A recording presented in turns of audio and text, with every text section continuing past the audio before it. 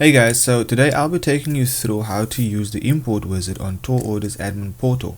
So to start off, we would need to log into the admin portal, and to do that you would type in your email and your password here. Once you've logged in, you would select your tenant.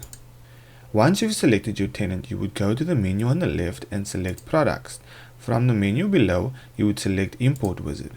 From here, you'll be able to download the spreadsheet that you'll be using to import your items. Once you have filled out all the fields within the spreadsheet, as seen over here, you would save it and go back to the admin portal.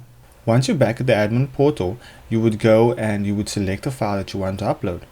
Once the file is uploaded, you can go to the menu action and from the list below, select update menu.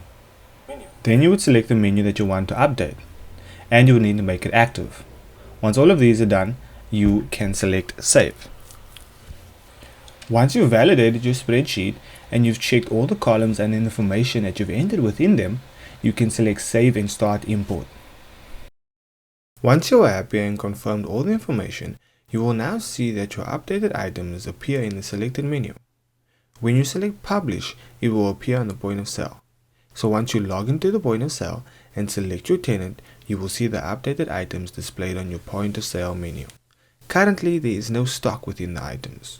In the next episode, we will cover how to enter stock into your imported items and much more, so be sure to check that out.